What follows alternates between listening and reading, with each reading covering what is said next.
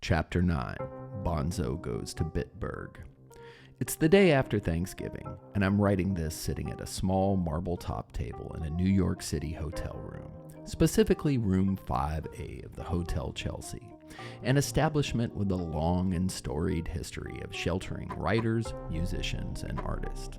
Arthur Miller, Dee Ramone, Jackson Pollock, Larry Rivers, Mark Twain, Bob Dylan, Jack Kerouac, Patti Smith, Robert Mapplethorpe, William S. Burroughs, Thomas Wolfe, Janis Joplin, Leonard Cohen, Mark Rothko, Tennessee Williams, Jimi Hendrix, Herbert Huncke, and Arthur C. Clarke are just a few of the names on an impressive and lengthy list of brilliant creatives who have slept and toiled here.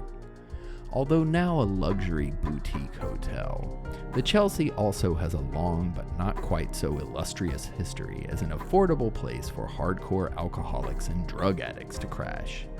But quite a few of those disreputable sorts who paid rent here over the 140 years of the building's existence also just happened to be said brilliant writers, musicians, and artists. Great artistic talent and addiction don't always accompany each other, but they have been known to frequently skip hand in hand down West 23rd Street and into the Chelsea together. In 1953, after supposedly downing 18 shots of rye whiskey at the White Horse Tavern in the West Village, the great poet Dylan Thomas returned to his room at the Chelsea, number 205, fell into a coma, and died 2 days later. Thomas is far from being the only resident of this hotel who did not go gentle into that good Manhattan night, and I've heard legends of the place since high school, starting with the most infamous death in punk rock history.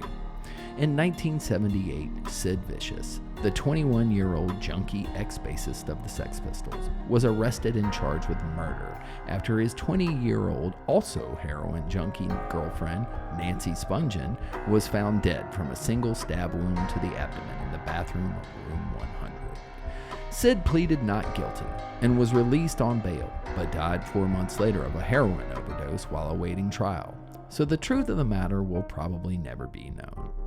There have been multiple deaths from murder, suicide, alcoholism, and drug overdose in the Chelsea over the years, earning it a reputation as one of New York City's most haunted buildings.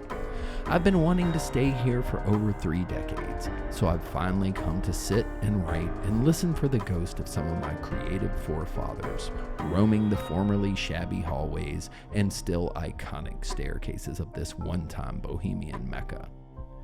No, not the drunken, drug-addicted, and stabby aspect of those ghosts' nature, the artistically inspired side.